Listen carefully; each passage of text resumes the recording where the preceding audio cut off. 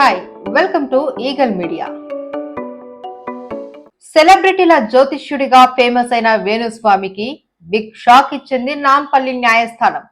వేణుస్వామిపై case నమోదు చేయాలి అంటూ జూబ్లీహిల్స్ పోలీసులకు నాంపల్లి కోర్టు కీలక ఆదేశాలు జారీ చేసింది. జాతకాల పేరు చెప్పి ప్రజలను వేణుస్వామి మోసం చేస్తున్నారని, ప్రధానమంత్రి ఫోటోను కూడా మార్ఫింగ్ చేసి మాయమాటలతో అమాయకులను నమ్మించి తప్పుదోవ పట్టించారు అంటూ నాంపల్లి కోర్టులో జర్నలిస్టు మూర్తి పిటిషన్ దాఖలు చేశారు.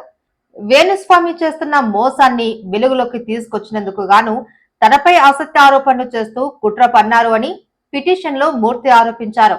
అయితే జర్నలిస్టు మూర్తి దాఖలు చేసిన ఈ పిటిషన్ ను ధర్మాసనం విచారించింది. పిటిషనర్ వాదనలతో ధర్మాసనం ఏకీభవించింది.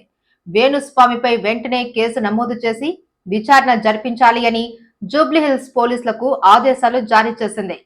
నాంపల్లి కోర్టు ఆదేశాలతో వేణుస్వామిపై పోలీసులు కేసు నమోదు చేయనున్నారు. మరి అరెస్టు చేసి విచారిస్తారా లేదా సాధారణంగానే విచారణ జరుపుతారా అన్నది ఇప్పుడు సర్వత్రా ఆసక్తికరంగా మారింది. అయితే సెలబ్రిటీల జాతకాలు చెప్తూ వివాదాస్పద జ్యోతిష్యుడిగా పేరు తెచ్చుకున్న వేణుస్వామి నిత్యం ఏదో ఒక కాంట్రవర్సీతో వార్తల్లో నిలుస్తూ ఉంటారు. అటు సినీ ప్రముఖులు, ఇటు రాజకీయ ప్రముఖులకు సంబంధించిన జాతకాలను చెప్తూ వివాదాలకు కేర్ ఆఫ్ అడ్రస్ గా నిలుస్తూ ఉంటారు. అయితే వాటి గురించి ఎవరు అడగకపోయినా తనకు తానుగా చెప్తూ సోషల్ మీడియాలో ఫేమస్ అవుతూ ఉంటారు వేణుస్వామి. గతంలో సమంత, నాగ చైతన్య వివాహ జీవితంపై సంచలన ఆరోపణలు చేసి ఒక్కసారిగా ఫేమస్ అయ్యారు వేణుస్వామి. ఇప్పుడు కూడా నాగ చైతన్య, శోభిత ధూళిపాల ఎంగేజ్మెంట్ తర్వాత వారి వైవాహిక జీవితం గురించి కీలక ఆరోపణలు చేసి అంతకు మించి వివాదాల్లో ఇరుక్కున్నారు. సమంత, నాగ చైతన్య విడిపోయినట్టుగానే శోభిత ధూళిపాల, నాగ చైతన్య కూడా కొద్ది రోజులకే విడిపోతారు అంటూ వేణుస్వామి షాకింగ్ కామెంట్స్ చేశారు. అయితే వేణుస్వామి చేసిన ఈ కామెంట్స్ ను సినీ ఇండస్ట్రీలోని పలువురు సీరియస్ గా తీసుకొని ఆయన తీరుపై తీవ్ర అభ్యంతరం వ్యక్తం చేశారు.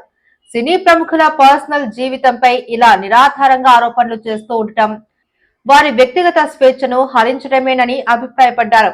ఇక వేణుస్వామి తీరుపై సినిమా జర్నలిస్ట్ అసోసియేషన్ ఏకంగా మహిళా కమిషన్ చైర్మన్ కు ఫిర్యాదు కూడా చేయడం తెలిసిందే. ఈ క్రమంలోనే జర్నలిస్ట్ మూర్తిపై వేణుస్వామి, ఆయన సతీమణి తీవ్రమైన ఆరోపణలు చేస్తూ ఓ వీడియోను కూడా విడుదల చేశారు. తమను జర్నలిస్ట్ మూర్తి భారీగా డబ్బులు డిమాండ్ చేస్తూ ఉన్నాడని, ఇవ్వకపోయేసరికి తనను టార్గెట్ చేశాడు అంటూ ఘాటుగానే ఆరోపణలు చేశారు. తమకు మూర్తి నుంచి ప్రాణహాని ఉందని కూడా ఆరోపించారు. దీంతో ఆ ఆరోపణలపై స్పందించిన మూర్తి పోలీసులకు ఫిర్యాదు చేయడంతో పాటు కోర్టును కూడా ఆశ్రయించారు.